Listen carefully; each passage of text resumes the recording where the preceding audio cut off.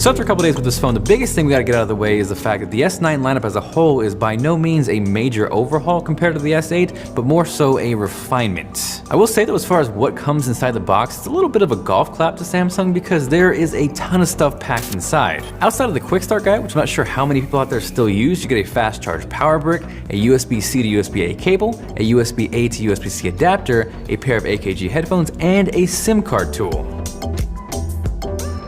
Now the AKG headphones, they sound good, they're not amazing, but the bigger statement here from Samsung is that they've held their ground, and in a year where headphone jacks are few and far between, that is here on the Galaxy S9, and I know that is a huge deal to a lot of people out there. The biggest cosmetic difference you'll probably notice with the S9 and S9 Plus is the fingerprint reader, which is now right smack under the camera, no longer awkwardly to the right where you have to move your finger around and guess. This here, of course, is midnight black, or is it black camo from D brand? And I'm not gonna tell you some silly reason that you need this because your phone is slippery. You're gonna want it because it looks awesome. Link below. Now the one thing that I think is gonna get overlooked with the S9 and S9 Plus has gotta be the display. It still features that same super tall 18.5x9 Infinity display, but after using the Pixel 2 XL and the iPhone 10, coming back to this, you forget how freaking good it is. In this case, with the Galaxy S9 Plus, it is a 6.2-inch display with a 2960 by 1440 resolution. The Galaxy S9 is going to be slightly smaller at 5.8 inches, but it's going to retain the same resolution. The S9 Plus, in a way, is almost going to give you Note 8-like features without the S Pen, if that makes sense. You have dual cameras, a main wide-angle lens that's going to feature the dual aperture that is shared across the regular Galaxy S9, and then a secondary lens that's going to give you 2x zoom. Honestly, one of the biggest things you probably heard surrounding the Galaxy S9 is going to be that variable aperture camera. That's where it'll adapt in lower lighting conditions and switch from f2.4 down to f1.5. A lot of people out there love it, but at the same time, some people say it's a little bit of a gimmick, which isn't entirely crazy. Yes, it is super fun to look at, especially when you're in pro mode, when you can switch back and forth. In fact, here's a super close-up slow motion shot at 200 FPS. Strangely satisfying, right? But what does that actually translate to? So to give you an example of how much extra light is being let in, what I did was lock everything off in pro mode. This shot here is at f1.5, and with the exact same settings minus changing it to f2.4, you can see how much darker the image is. Conversely, what I did was change shutter speed to automatic. That way it would compensate and keep the exposure around the same. With the f1.5 compared to 2.4, you can see there's a little bit more of that blurred out shallow depth of field. It's not a ton, but it is definitely there. From there, in a more extreme low light situation, to paint the picture here, it's about 6:15 p.m., well after sunset. You can see pretty much the only thing lighting my face is the phone itself. To kind of replicate the same idea, I locked everything off, took one shot at f2.4, where you can see that kind of matches how everything looked outside, but then bumping that up to f1.5, you can see there's a huge difference in light. The one downside I will say though, especially as we look closer at this picture, is the entire image as a whole is a little bit soft compared to f2.4, so it's kind of a trade-off.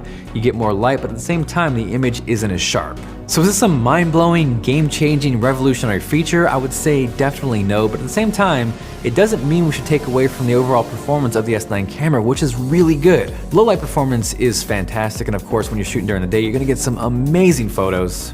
You have great dynamic range, it's super sharp, the colors are beautiful, and I will say as a whole, the camera app is much more intuitive and easier to use. With previous Galaxy camera UIs, it was a little clunky, a little hard to navigate, but with this, you simply swipe over from setting to setting, which is way easier to use. So the camera is fantastic, but that other feature you most likely heard about as well has gotta be that 960 FPS slow motion video. Now to save that one guy out there a comment, yes, I realize this feature is not brand new or exclusive to the Galaxy S9, and it was on Sony phones last year, but at the same time, it doesn't make it any less awesome that it's here. There are actually two ways to operate this. You can manually trigger it, which is gonna give you a very short burst of recording, or you can set it to automatic, where it's gonna look for that action and then record that, and then automatically put that in slow motion. I will say though, with slow motion as a whole, especially when you're dealing with the sensor size on a camera, you need a ton of light to really make it look good. In this case, me and Rich were outside. It was getting closer to sunset, so we didn't have the most light in the world, and you can see the results with the footage are a little bit grainy, but still pretty damn cool nonetheless.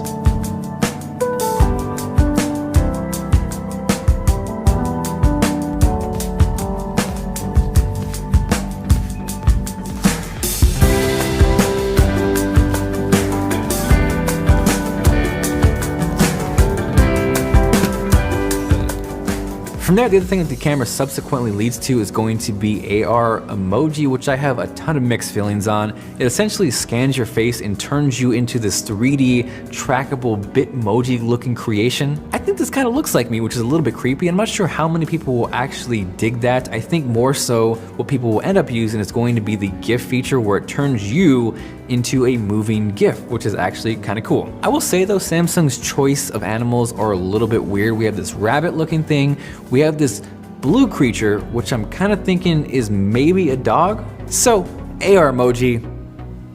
Now from there, the other noticeable difference with the S9 and S9 Plus are going to be stereo speakers. And as far as what that translates to over the S8, here's a comparison of the S9 Plus with stereo speakers and the single speaker on the S8.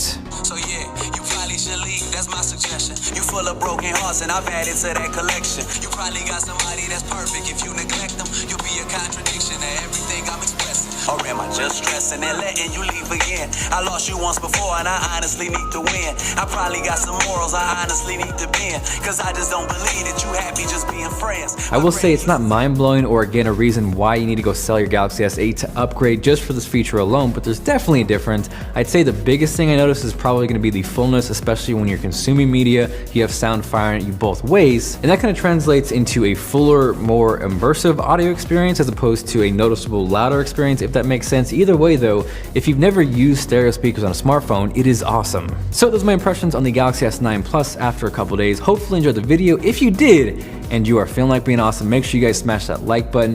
Definitely want to spend some more time with this for the full, more in-depth review. So if there's anything you want to see covered or if you have questions, drop me a line down below. This is Jonathan, and I will catch you guys later.